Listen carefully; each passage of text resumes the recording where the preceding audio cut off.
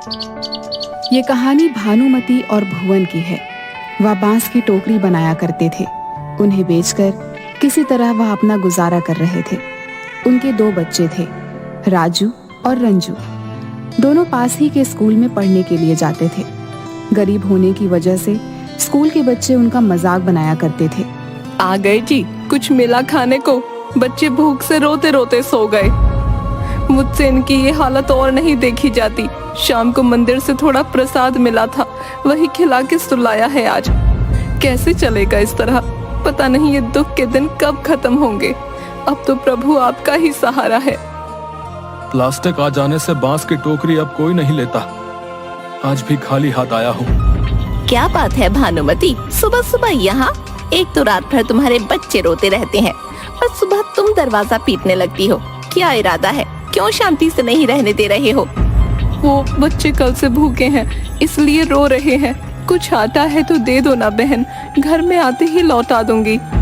देखो भानुमति, तुम लोग किसी और के घर जाकर भीख मांगो। उसमें तुम्हारे बच्चे जब भीख मांगेंगे तो कुछ ना कुछ मिल ही जाएगा। इस तरह कितना दिन चलता रहेगा? 4 बासी रोटी है, ले जाओ, कुत्तों को आज नहीं दूंगी। भानुमति आंखों में आंसू और हाथ में रोटी लिए घर पहुंचती है। बच्चों को रोटी में नमक लगाकर खिलाकर उन्हें स्कूल भेज देती है। ए राजू, जूते नहीं है क्या? पापा से बोलकर बांस के जूते बनवा लिया कर, यूनिक रहेगा। अच्छा, इसके पापा आर्टिस्ट हैं क्या? तुझे नहीं पता? अरे गली गली में शोर है, राजू के पापा बंसोर है। राजू और रंजू कौन है? दोनों स्टेज पर आओ। तुम लोग 6 महीने से फीस नहीं भरे हो। मैले कुचैले ड्रेस क्यों पहन कर आए हो? और जूते कहाँ हैं? तुम्हें मालूम है ना कि चप्पल यहाँ अलाउ नहीं है? जी सर, हमें मालूम है कि चप्पल अलाउ नहीं है यहाँ, लेकिन हमारे पापा बहुत गरीब हैं। उनके पास पैसे नहीं है जूते खरीदने के लिए। और तुम्हारा रंजू, तुमने क्यों नहीं पहने जूते? ड्रेस में प्रेस भी नहीं किया हुआ है। तुम दोनों के पास प्रॉपर किताब भी नहीं है। जी सर, राजू मेरे भैया हैं। हम दोनों के पिताजी एक ही हैं। देखो बच्चों, ये एक प्रतिष्ठित स्कूल है। यहाँ के कुछ नियम और कायदे हैं जिसको फुलफिल करना हम सबकी जिम्मेदारी है। आज से तुम दोनों स्कूल नहीं आओगे। मैं अभी तुम्हें ट्रांसफर सर्टिफिकेट दे रहा हूँ। पापा से कहना कि म्युनिसिपल कॉर्पोरेशन के स्कूल में नाम लिखवा लें। स्कूल से दोनों को टीसी देकर निकाल दिया जाता है। राजू और रंजू दोनों रोते रोते घर पर आते हैं। शाम में जब भुवन आता है तो उसे पता चलता है कि उसके दोनों बच्चों को स्कूल से निकाल दिया गया है। अरे ऐसे कैसे कोई टीसी दे देगा? कल मैं तुम्हारे स्कूल चलूंगा।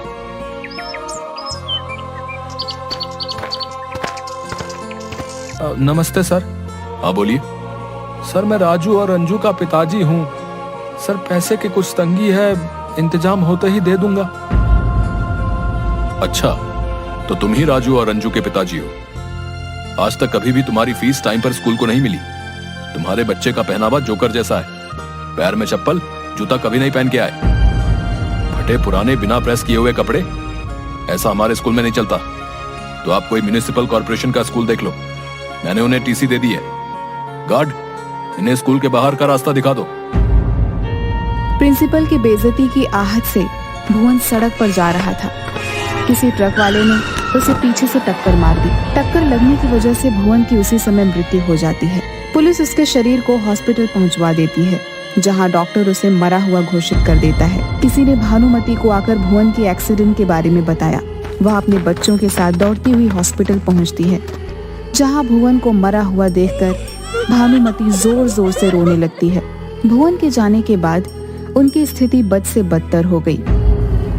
भानुमति, आज भुवन को मरे 3 महीने हो गए। अब तो हम तुम्हें नहीं रख सकते। कुछ दिन की और मोहलत दे दीजिए।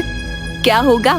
रोज तुम्हारे यहाँ उधारी वाले गाली गलौज करते हैं। तुम आज किराया दो, नहीं तो घर खाली करो।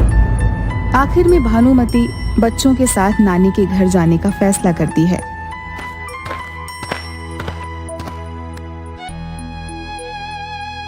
नानी का इतना बड़ा घर है, लगता है कभी हवेली रही होगी। क्या हमारे नाना जी इतना अमीर थे? हाँ बेटा, लेकिन तेरे नाना जी के पिताजी और तेरे नाना कुछ काम नहीं कर सके। और बेच बेच कर जिंदगी चलाई। दोनों के जाने के बाद नानी यहाँ रहती थी, लेकिन उनकी मृत्यु के बाद तो अब ये सिर्फ खंडहर हवेली ही हमारे पास है। दिवाली आ रही है, इस बार हम नाना जी की इस हवेली को साफ सफाई कर दीप जलाएंगे। ठीक है बेटा, इतनी बड़ी हवेली को साफ करने में 1 सप्ताह से कम समय नहीं लगेगा। ठीक है माँ, मैं आज से ही काम शुरू कर देता हूँ। राजू को साफ करते करते तीसरे दिन हवेली में एक कमरा मिलता है जिसमें ताला लगा हुआ था। राजू आकर अपनी माँ से पूछता है, माँ, वो बंद कमरा जो पीछे है, उसकी चाबी कहाँ है? पता नहीं बेटा, वो कमरा मैंने आज तक खुलते हुए नहीं देखा। उनके बाद इस कमरे को किसी ने नहीं खोला है। तेरी नानी ही रखती थी चाबी। राजू और रंजू दोनों मिलकर उस कमरे के ऊपर के जालों को साफ कर रहे थे। तभी नानी रंजू को ऊपर से फिसलवा देती है। रंजू दरवाजे के चौखट में लगे हिरन का सींग पकड़ते हुए नीचे गिर गई। तभी दरवाजा गड़गड़ाहट के साथ खुलने लगा। रंजू, तुम ठीक तो हो ना? हाँ भैया, मैं बिल्कुल ठीक हूँ। अरे, ये दरवाजा तो अपने आप खुल रहा है। अरे हाँ, सही कहा तूने। आओ चलकर अंदर देखते हैं। रंजू, तुम दौड़कर टॉर्च ले आओ, अंदर बहुत अंधेरा है। ठीक है भैया, मैं अभी लाई।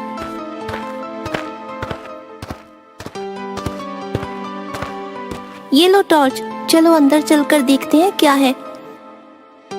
भैया, बहुत अंधेरा है, मुझे तो डर लग रहा है, कोई भूत प्रेत ना हो। जितना जल्दी हो यहाँ से चलो।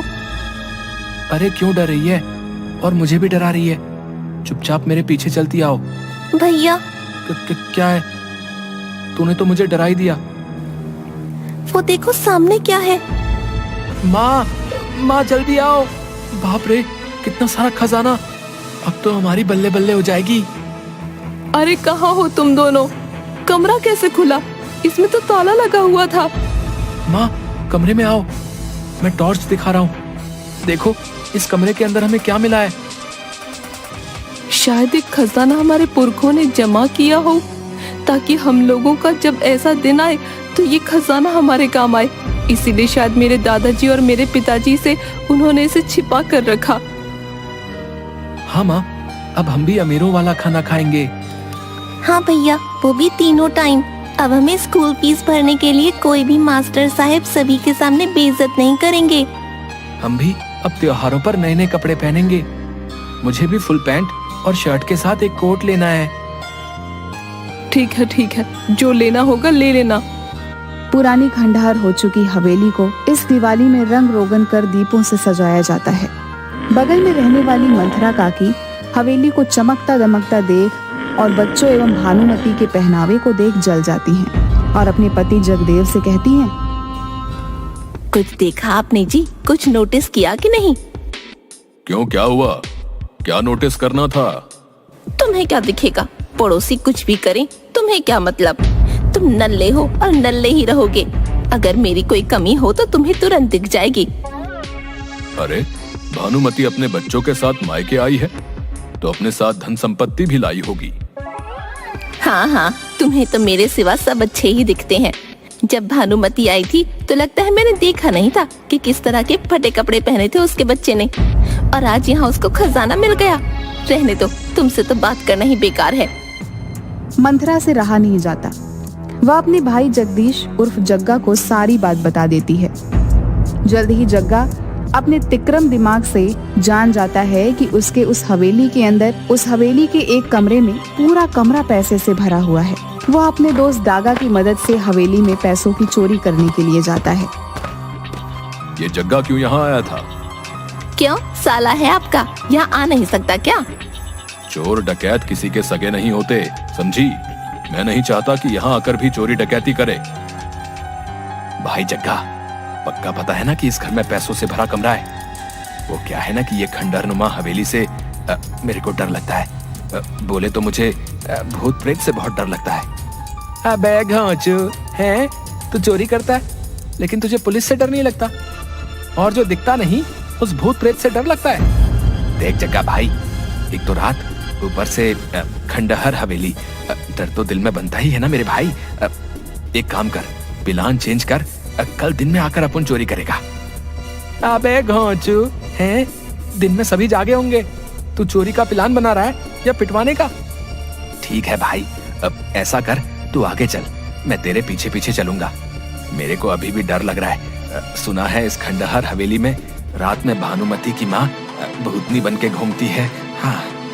दोनों धीरे धीरे आगे की ओर बढ़ रहे थे। तभी डागा का शर्ट पीछे से एक कील में फंस जाता है। डागा को लगता है कि उसे भूतनी ने पकड़ लिया है। जग्गा, मेरे पीछे देख, पीछे पीछे कोई है जिसने हमें पकड़ लिया है। अबे डागा, तेरे पीछे कोई नहीं है। तू अपने मन से भूतनी का भ्रम निकाल दे और चुपचाप मेरे साथ चल। जलाल तू, आई बला को टाल तू। बाप रे, पकड़ लिया भाई, पकड़ लिया, बचाओ बचाओ। डागा जोर लगाकर भागता है। उसकी शर्ट कील में लगने की वजह से फट जाती है। अबे क्या हुआ? चिल्लाया जा रहा है। हम चोरी करने आए हैं, चौकीदारी नहीं कि जागते रहो। चिल्लाना शुरू कर दिया। मरवाएगा क्या है? एक बार बोल दिया कि पीछे कोई नहीं है, फिर भी तुम डरे जा रहे हो। भाई भूत है भाई, कोई आदमी नहीं जो तुझे दिखाई देगा। ये देख, मेरी शर्ट पीछे से फट गई है। अरे ये तो जग्गा और डागा की आवाज है। रुको, मैं अभी पुलिस को फोन लगाता हूँ। नानी का भूत डागा को डराना शुरू कर देती है। भाई उधर देखो, ठक ठक की आवाज करते करते कोई आ रहा है। जान बची तो लाखों पाए। भाई वो खजाना तू ही संभाल, मैं तो चला। कौन है वहाँ पर? चोर पकड़ो। भानुमति की जोर जोर से चिल्लाहट की आवाज सुन जग्गा और डागा दोनों सरपाव लेकर भागने लगते हैं। लेकिन जगदेव द्वारा बुलाए गए पुलिस उन्हें पकड़ लेती है। अदालत हवेली में मिली संपत्ति को पुश्तैनी करार देती है। अब राजू और रंजू पढ़ने के लिए शहर से हटकर राज्य के सबसे बड़े स्कूल में पढ़ते हैं।